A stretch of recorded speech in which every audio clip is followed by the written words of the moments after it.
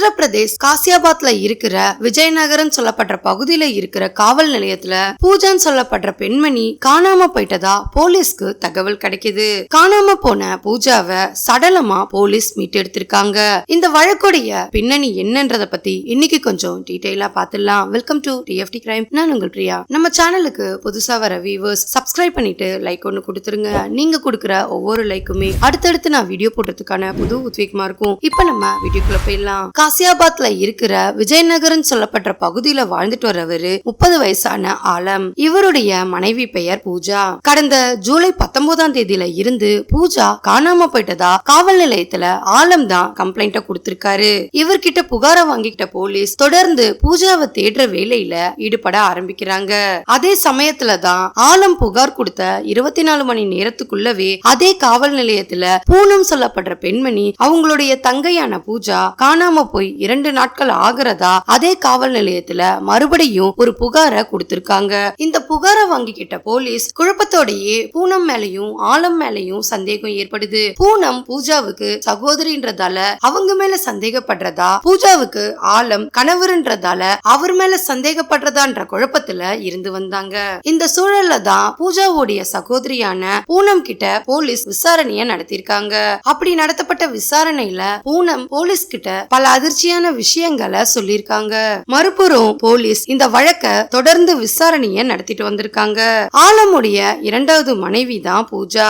இவருக்கு சனான் சொல்லப்படுற பெண் கூட முதல் திருமணம் நடந்து முடிஞ்சிருக்கு. திருமணத்துக்கு பிறகு ஆலமுக்கும் சனாவுக்கும் 4 குழந்தைகள் பிறந்ததா சொல்லப்படுது. இந்த சூழல்ல தான் விஜயநகர் பகுதியில வாழ்ந்துட்டு வந்த பூஜான்னு சொல்லப்படுற பெண் கூட ஆலமுக்கு அறிமுகம் கிடைக்குது. இந்த அறிமுகத்தால இருவரும் நண்பர்களா பழகிட்டு இருந்தவங்க காலப்போக்குல காதலர்களா மாறி இருக்காங்க. இருவருமே காதலிக்க ஆரம்பிச்ச நாள்ல இருந்து நெருங்கி பழகுனதோட அடிக்கடி தனிமையில சந்திக்கிறத வழக்கமா வச்சுட்டு வந்திருக்காங்க. பூஜாவுக்கு ஆலம் 2வது கணவர்னு சொல்லப்படுது.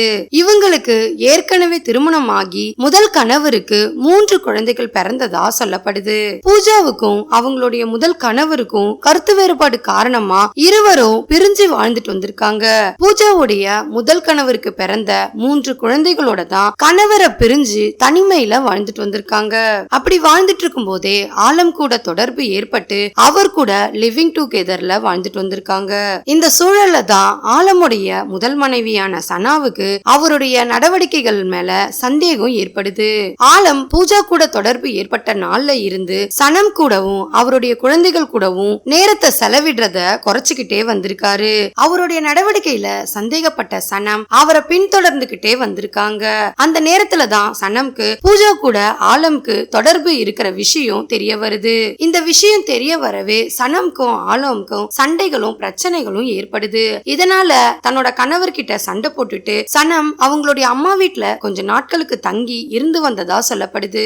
அப்படி பிரிஞ்சு போன சனத்தை ஆலம் சமாதானப்படுத்தி அவருடைய வீட்டுக்கே மறுபடியும் கூட்டிட்டு வந்திருக்காரு. அதன் பிறகு பூஜா சனம் இருவர் கூடயும் மாறி மாறி வாழ்ந்துட்டு வந்திருக்காரு. அந்த சமயத்துல பூஜா ஆலமுடைய முதல் மனைவியான சனாவை விவாகரத்து செய்யும்படி ஆலம் கிட்ட சொல்லியிருக்காங்க.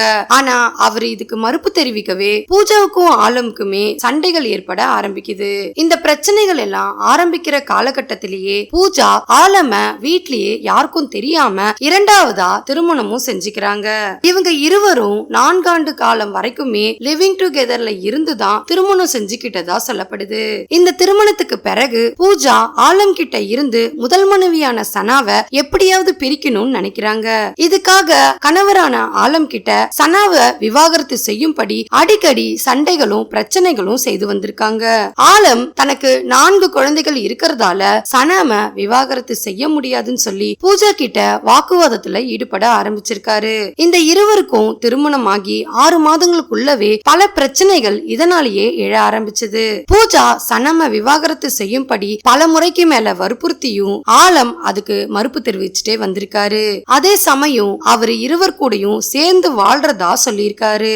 ஆனா சனாவோ தன்னோட கணவர் பூஜா கூட வாழ்ந்தாலும் தன்னுடைய குழந்தைகளுக்காகவாவது தான் கூட வாழட்டும்ன்ற எண்ணத்துல இருந்து வந்திருக்காங்க. ஆனா பூஜாவோ இதுக்கு எதிர்ப்பு தெரிவிச்சதோட அவருடைய குழந்தைகளை பாக்கிறதுக்கு கூட அனுமதி கொடுக்காம இருந்திருக்காங்க.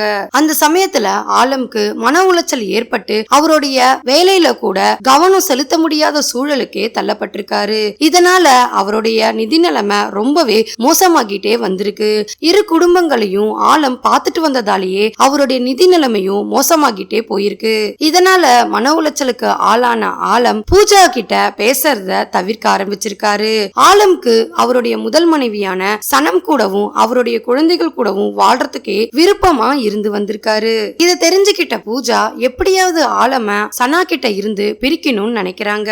இந்த சூழல்ல தான் சனாவுக்கும் ஆலம்க்கும் பிறந்த குழந்தைக்கு உடல்நல குறைவு ஏற்படுது. இதனால மன உளைச்சலுக்கு ஆளான சனா தன்னோட மகனை மருத்துவமனையில சேர்த்து சிறுவனுக்கு சிகிச்சை எடுத்துக்கிட்டு வந்திருக்காங்க. இந்த விஷயம் ஆலம்க்கு தெரிய வரவே அவர் வேலை பார்த்துட்டு இருந்த இடத்துல இருந்தே மருத்துவமனைக்கு போயிருக்காரு. அப்படி போனவரு தன்னோட மகனை பார்த்து அவருடைய முதல் மனைவியான சனா கிட்ட மகனுடைய நிலைமைய நினைச்சு ரொம்பவே வருத்தப்பட்டிருக்காரு. இந்த விஷயம் எப்படியோ பூஜாவுக்கு தெரிய வரவே ஆலம் கிட்ட அவருடைய மகனை பாக்கிறதுக்கு மருத்துவமனைக்கு போகவே கூடாதுன்னு சொல்லி சண்டைகளும் பிரச்சனைகளும் செய்து வந்திருக்காங்க. பூஜாவுடைய வார்த்தைகளுக்கு செவிசாய்க்காத ஆலம் தொடர்ந்து தன்னோட மகனை மருத்துவமனையில போய் சந்திக்கிறத தொடர்ந்துகிட்டே வந்திருக்காரு. இதனால பூஜாவுக்கும் ஆலம்க்கும் பெரிய வாக்குவாதமே ஏற்பட்டது. இந்த சூழல்ல தான் பூஜா ஆலம் தன்னோட மகனை சந்திக்கிறதுக்காக மருத்துவமனைக்கு போன நேரமா பார்த்து அவங்களும் அதே மருத்துவமனைக்கு போயிருக்காங்க. மருத்துவமனையில எங்க வந்து பூஜா பிரச்சனைகள் செய்துட போறாங்களோன்ற பயத்தினாலேயே பூஜா அந்த மருத்துவமனைய நெருங்கின நேரத்திலேயே ஆலம் மருத்துவமனையை விட்டு வெளியே கிளம்ப ஆரம்பிச்சிட்டாரு. அந்த மருத்துவமனையோட வரவேற்பு அறையில இருந்த பூஜாவை அப்படியே வெளிப்புறமா அழைச்சுக்கிட்டு அங்க இருந்து கார்ல கிளம்பி இருக்காரு. அந்த சமயத்திலையும் பூஜா ஆலம் கிட்ட சண்டை போட்டுக்கிட்டே வந்திருக்காங்க. எப்படியாவது சனாவை விவாகரத்து செய்யும்படி வற்புறுத்திக்கிட்டே இருந்திருக்காங்க. இதனால எரிச்சல் அடைஞ்ச ஆலம் பூஜா கிட்ட சண்டை போட்டுட்டே வந்திருக்காரு. அன்னைக்கு மறுநாள் ஜூலை 19ஆம் தேதியில இருந்து பூஜா காணாம போயிடுறாங்க. அதன் பிறகுதான் ஆலம் காவல் நிலையத்துல பூஜா காணாம போயிட்டதா ஒரு புகாரை கொடுத்திருக்காரு. புகாரை வாங்கிக்கிட்ட போலீஸ் அவங்களுடைய வழக்கமான விசாரணைய ஆரம்பிக்கிறாங்க. அதே சமயம் பூஜாவுடைய சகோதரியான பூஜா காணாம போய் 2 நாட்கள் ஆகிறதாவும் போலீஸ் கிட்ட தெரிவிச்சிருந்தாங்க. பூனத்துக்கிட்ட இருந்து புகாரை வாங்கிக்கிட்ட போலீஸ் ஆலம்ன்ற நபரும் தன்னோட மனைவிய காணும் சொல்லி புகார் கொடுத்திருக்கிறதா தெரிவிச்சிருந்தாங்க. இதனால சந்தேகம் அடைஞ்ச பூனம் ஆலம் மேல தனக்கு சந்தேகம் இருக்கிறதா காவல் நிலையத்துல தெரிவிச்சிருக்காங்க. இதனால இருவர் மேலையும் சந்தேகப்பட்ட போலீஸ் பூனமுடைய மொபைல் தரவுகளை ஆய்வுக்கு உட்படுத்திருக்காங்க. அப்படி நடத்தப்பட்ட ஆய்வுல பூனத்துடைய மொபைல் எண்ல இருந்து பூஜா காணாம போனதுக்கான எந்த ஒரு தகவலுமே போலீஸ்க்கு கிடைக்கல.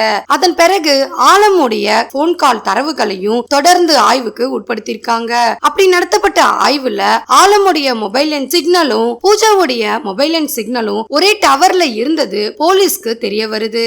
அந்த சிக்னல் டவர் மருத்துவமனையில இருந்து கங்கை ஆற்றங்கரை வரைக்கும் ஆலமுடைய மொபைல் எண்ணும் பூஜாவுடைய மொபைல் எண்ணும் ஒரே டவர் சிக்னல்ல காட்டுறதா போலீஸ்க்கு தெரிய வந்திருக்கு. இதனால ஆலம் மேல சந்தேகம் ஏற்பட்ட போலீஸ் குழுக்களை அமைச்சு ஆலத்தை அதிரடியா கைது பண்றாங்க. அப்படி கைது பண்ண ஆலம் கிட்ட தொடர்ந்து விசாரணைய நடத்திருக்காங்க. ஆரம்பத்துல தனக்கும் பூஜா காணாம போனதுக்கும் எந்த ஒரு சம்பந்தமும் கிடையாதுன்னு சொன்னவரு போலீஸோடைய ஸ்பெஷலான விசாரணைக்கு பிறகு தான் பூஜாவை கொலை செய்ததா உண்மைய ஒத்துக்கிறாரு. பூஜாவும் தானும் 4 ஆண்டு காலமா லிவிங் டுகெதர்ல வாழ்ந்துட்டு வந்ததாவும் கடந்த 6 மாதங்களுக்கு முன்புதான் திருமணம் செஞ்சுக்கிட்டதாவும் சொல்லியிருக்காரு. அந்த திருமணம் அவங்க வீட்டுக்குள்ளேயே யாருக்கும் தெரிவிக்காமலே அவங்களே வீட்டுக்குள்ள தனிமையில செஞ்சுக்கிட்டதாவும் போலீஸோட விசாரணையில தெரிவிச்சிருக்காரு. இந்த திருமணத்துக்கு பிறகு தன்னோட முதல் மனைவியான சனாவை விட்டு தன்னை விலகும்படி அடிக்கடி பூஜா தன்னை வற்புறுத்தினதா தெரிவிச்சிருக்காரு. ஆனா பூஜா கிட்டயே தனக்கு 4 குழந்தைகள் இருக்கிறதால சனாவை தான் விவாகரத்து செய்ய முடியாதுன்னு சொல்லி பல முறை அறிவுரைகள் சொன்னதா தெரிவிச்சிருக்காரு. சனாவுடைய விவாகரத்துக்கு தொடர்ந்து மறுப்பு தெரிவிக்கவே பூஜாக்கும் தனக்கும் அடிக்கடி சண்டைகளும் பிரச்சனைகளும் ஏற்பட்டு வந்தது.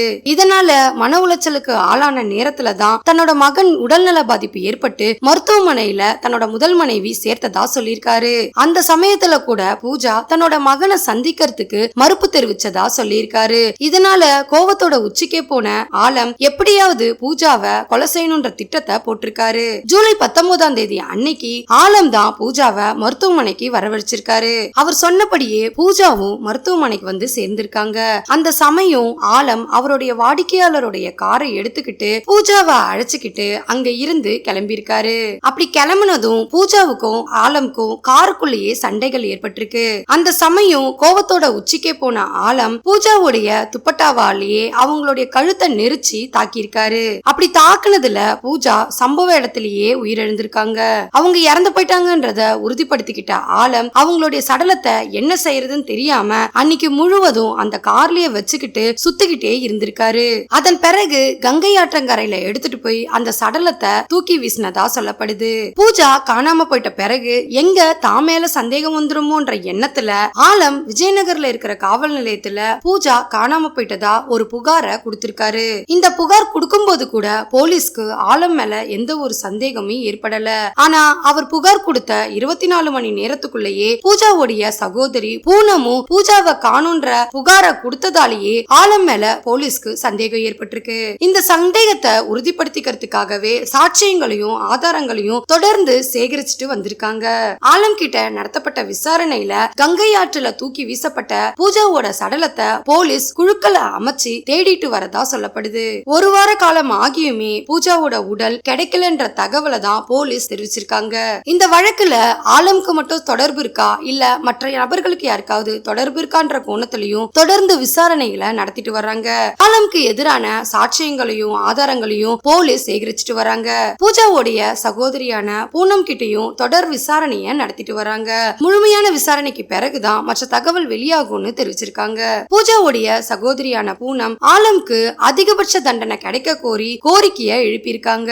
தன்னோட சகோதரி ஆலம நம்பி அமைச்சுக்கிட்ட வாழ்க்கைக்கு கிடைச்ச பரிசா தான் அவளுடைய மரணம்ன்றத ரொம்ப வருத்தத்தோட தெரிவிச்சிருந்தாங்க. பூஜாவுடைய 3 குழந்தைகளுக்கு தந்தையும் இல்லாம தாய் பூஜாவும் இல்லாம தனிமையில வாடி வரதா தெரிவிச்சிருந்தாங்க. அந்த 3 குழந்தைகளுக்கும் பூனம் தான் இப்ப ஆதரவா இருக்கிறதாவும் ஒரு தனியார் தொலைக்காட்சி பேட்டியில ரொம்ப வருத்தத்தோட தெரிவிச்சிருந்தாங்க. பூஜா குழந்தைகளுடைய எதிர்காலத்தை நினைச்சு ரொம்ப வருந்துறதாவும் தெரிவிச்சிருந்தாங்க. இந்த வழக்கு தொடர் விசாரணையில இருக்கிறதாவும் ஆலம் போலீஸ் காவல்ல வைக்கப்பட்டு விசாரணைகள் தொடர்ந்துட்டு வரதாவும் தெரிவிச்சிருந்தாங்க. முழுமையான விசாரணைக்கு பிறகுதான் மற்ற தகவல் வெளியாகும்னு தெரிவிச்சிருக்காங்க. இந்த வழக்கை பத்தின உங்களுடைய கருத்தை மறக்காம கமெண்ட்ல சொல்லுங்க. லைக் பண்ணுங்க, ஷேர் பண்ணுங்க. மறுபடியும் வேற ஒரு கேஸோட உங்களை சந்திக்கிறேன். தேங்க்யூ.